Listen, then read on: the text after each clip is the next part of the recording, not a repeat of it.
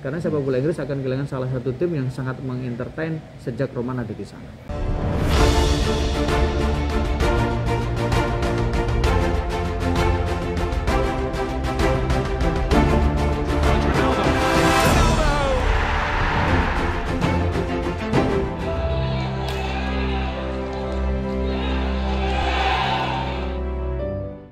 Halo teman-teman, kembali di channel gue Tes10 TV. Kali ini gue bersama dengan salah satu teman yang mungkin lagi sedih karena timnya ditinggalkan oleh owner tercinta, Roman Abramovich. Bung Ma'ruf, apa kabar? Ya, baik Bung Tio. Ya, ini kita sedikit ngobrol ya. Banyak curhatan dari teman-teman bahwa aduh, Chelsea akan berubah nih. Ya.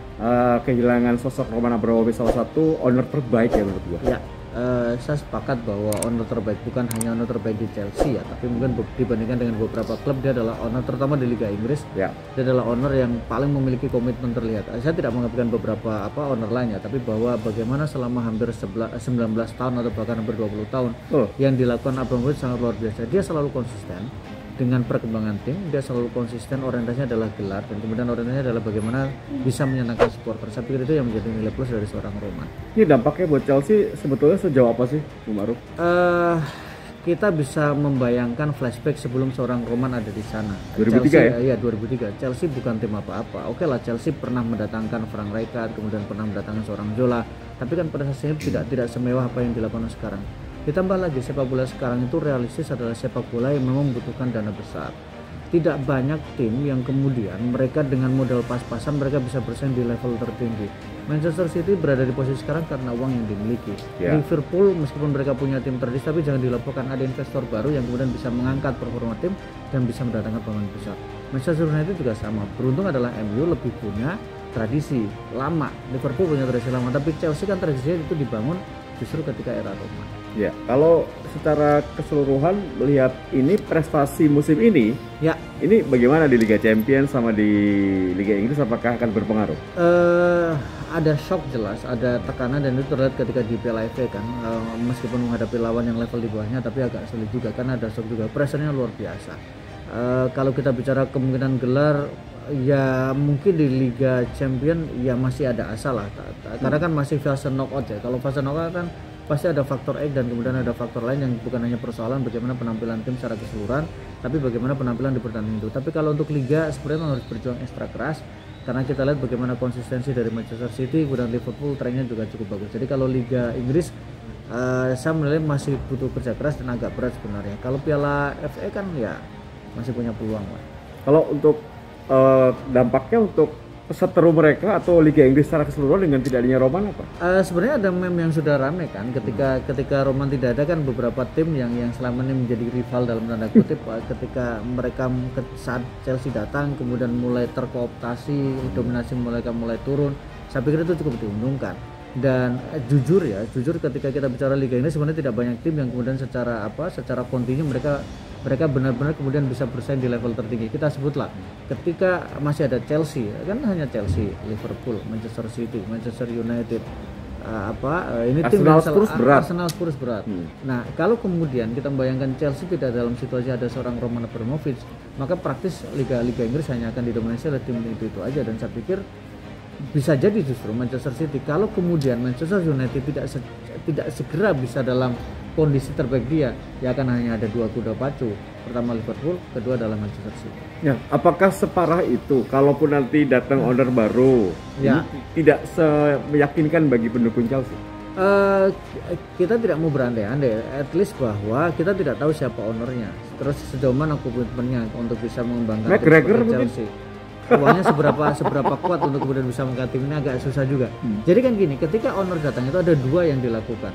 Pertama, apakah dia orientasi bisnis oriented dan itu terjadi di Manchester United, bisnis oriented. Betul. Kedua, apakah memang dia punya loyalitas, dia kemudian punya kecintaan pada sepak bola dan ingin mengembangkan tim itu. Contoh yang dilakukan oleh Roman Abramovich, yang kedua adalah dilakukan oleh Manchester City. City bisa menyeimbangkan antara bisnis kemudian dengan prestasi. Bisnis City itu kan dia bukan hanya punya tim di Liga Inggris, tapi punya beberapa tim turunan ada di Amerika, kemudian ada di Australia juga.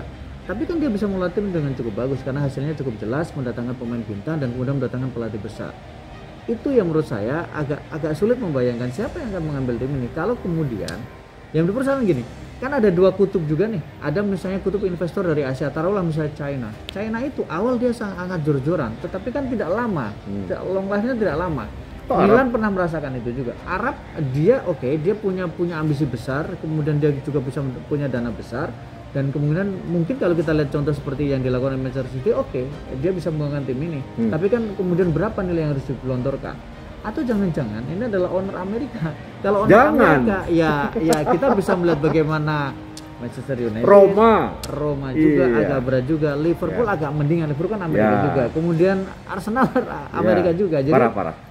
Bisnis agak susah juga. Jadi kita tidak mau berimajinasi, tapi bahwa sejauh ini kalau kemudian tidak ada Roman, jujur ini menjadi tantangan besar untuk Chelsea untuk kemudian bisa bersaing di Liga Inggris. Tapi kalau orang Amerika itu secara neraca keuangannya aman, tapi prestasi nggak ada karena nggak jor-joran. Ya bisnis ya, mungkin mereka tidak percaya dengan sistem instan. Saya sepakat bahwa sebenarnya tidak bicara sistem instan, bahwa butuh proses, kemudian ketika membeli pemain bagaimana secara bisnis dan sebagainya. Iya, dan Amerika jago soal itu, maintenance itu. Tapi kan kadang dalam sepak bola kan tidak bisa bicara bahwa kita butuh 10 tahun, butuh 5 tahun, enggak. Sepak bola selalu bicara soal berapa setahun saat ini, dan kita daya ingat orang sepak bola itu terlalu pendek. Musim ini bisa memberikan gelar Liga Champions, tapi pertengahan musim dipecat. Nah, itu yang menurut saya menjadi tantangan besar untuk nanti siapa yang bisa menggantikan Chelsea. Dan satu lagi yang dipertimbangkan adalah bagaimana ketika owner itu bisa menyerap aspirasi dari supporternya. Tidak banyak kemudian ketika sebuah klub ada tekanan dari supporternya, kemudian bisa memberikan opsi yang lebih bagus. Roman selalu bisa melakukan itu. Dalam sebuah wawancara saya pernah ditanya bagaimana masa depan Chelsea, tergantung Roman.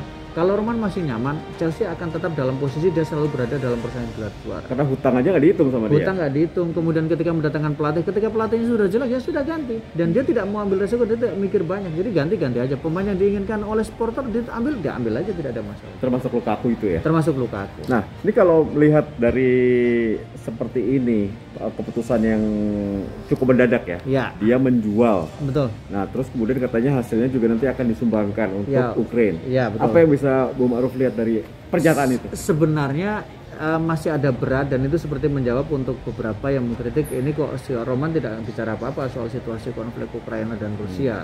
Menurut saya sebagai misalnya dia adalah warga negara Rusia, wajar dia nggak mau terlibat dalam konflik itu, karena dia sebagai warga negara biasa pasti dia juga tidak ingin ada situasi seperti ini. Dia dekat dengan Putin ya? Iya, dan dekat dengan Putin, tapi kan bisnis dia juga terganggu dengan situasi sekarang kan.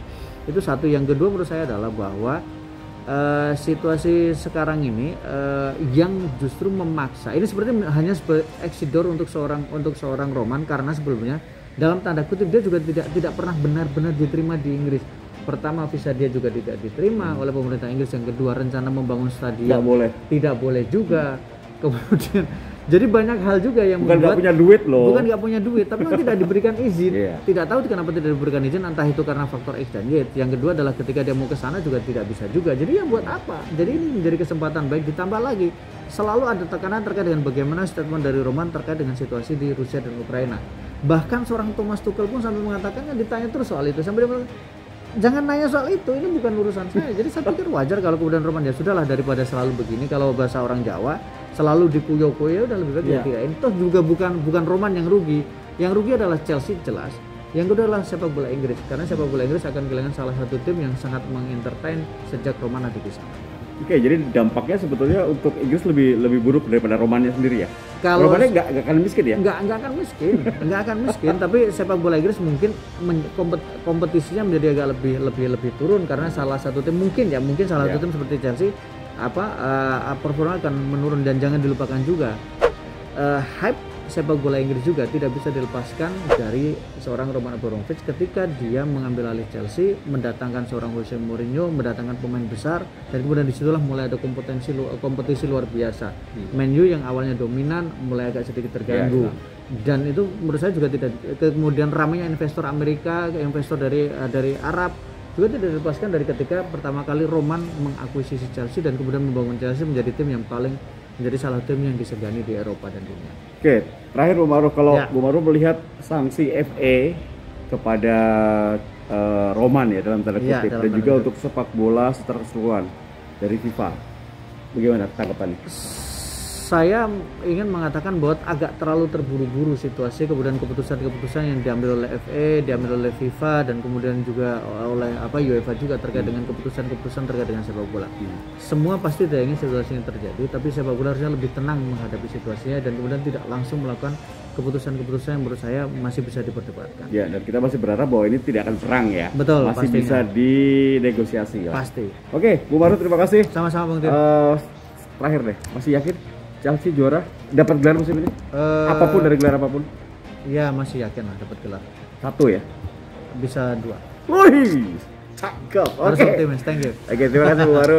Baik, terima kasih guys. Tapi bagaimana opini dari Bu Maru Rumi? Semoga bisa bermanfaat. Kalau nggak setuju juga nggak apa-apa, karena ini opini. Dan kalau memang ada setuju, jangan lupa subscribe. Oke, makasih ya Bu Maru. Thank you Bang Tir. Sampai ketemu lagi di opini di konten-konten berikutnya, tentunya di Tesplo TV. Nah.